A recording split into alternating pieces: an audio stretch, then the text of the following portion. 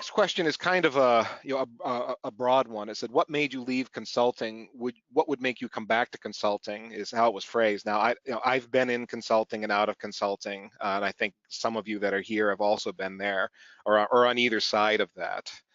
Uh, so I left consulting because as a younger guy, I got burnt out going from customer to customer to customer to customer with everything being different all the time and never having the time to actually sit down and do it right, is how I felt about it, because I was getting rushed off to the next project.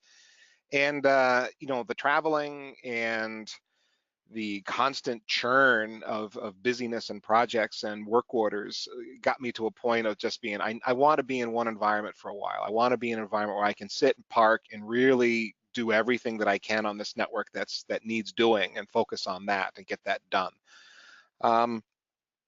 And I made that leap, and I still did some consulting on the side here and there, but I never actually, since then, I consulted for several years, but I haven't gone back to doing it full time since.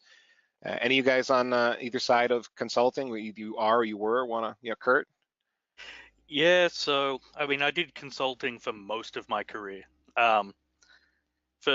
It's great because you always get to deploy whatever is new and fancy. I mean, one of the things I always thought was funny was, I'd come in and I'd be doing like new network deployments month in, month out, and then you'd get to an enterprise customer and discover that they've been waiting 3 years to replace their network, and this is the big moment to practice all the things they've been reading about in books and blog posts. And then you sort of come in and go, bang, bang, bang, we're done. And they're like, oh, what about the design time? What about? And I'm like, your problem is actually pretty cookie cutter. But similar to you, Ethan, where you said it's great to be able to build and deploy, but then never being responsible for sitting around and like running it, or I get 80% of the way there and then leave the 20% to the customer to go finish. It's great if you've got ADD, but there's a whole part of the industry. Why did I leave consulting? Anybody who knows me knows I'm not short of an opinion, and I happened to share some opinions at a Juniper conference, and I was told, why don't you come and join the company and go solve those problems? So I moved across the Pacific, and yeah. Would I go back to consulting? At some point. There is a lot of benefit to working at an end customer, especially an end customer who deploys a lot. But there is value in working at a fixed place. Tommy, you're consulting right now, right? Yeah, so I'm on the pre-sales, and occasionally I dive into delivery. Last year I had to dive in for 7 weeks to push a VMware NSX deployment over the line. I think, actually, I told my wife that there's a rule that anytime I'm hitting like peak frustration and she's having to chill me out or whatever, that she has to ask me like a series of questions. And one of those questions is, are you on call? And the answer is no. And then that usually isn't, just question one is enough for me to go, okay, I don't ever have to get up at 3 a.m. That's pretty attractive. That's part of why I do this like this.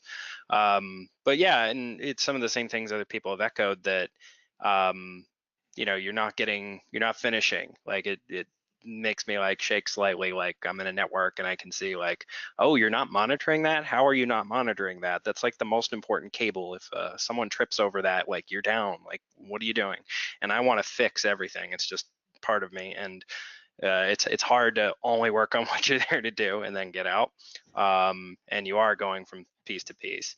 But it's pretty rewarding. You just got to defend your time and your schedule aggressively. Otherwise you get a little walked over. Tommy, I like how you've written a script for your wife. It's like, sort of marriage troubleshooting. Now, Ned, we haven't heard from you yet, and I think you certainly consult, right? Yeah, no, I was in the trenches up until about a year ago doing the delivery, like Tommy has to drop in sometimes doing that. But now I'm on the pre-sales and solution creation side. So I look at it, before I was in delivery, and I would get the solution that pre-sales had designed, which probably made promises that weren't really real, and then I had to make those promises a reality. Now I'm on the flip side, creating imaginary solutions that somebody else has to implement. So at least I kind of feel their pain, and I try to act accordingly and actually design real solutions as opposed to architecture or anything like that.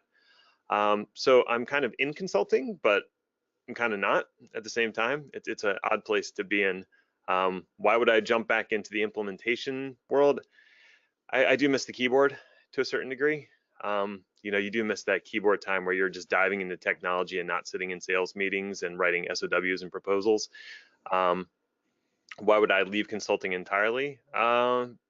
Maybe because it is kind of a fast-paced, stressful environment. And you know, it's high risk, high reward to a certain degree, but you don't have that one place you're going to every day and an environment that you're building brick by brick and doing all the things the right way. You're just stumbling into somebody else's messed up environment, and everyone's environment is messed up in a very unique and interesting way. That's an interesting way to put it.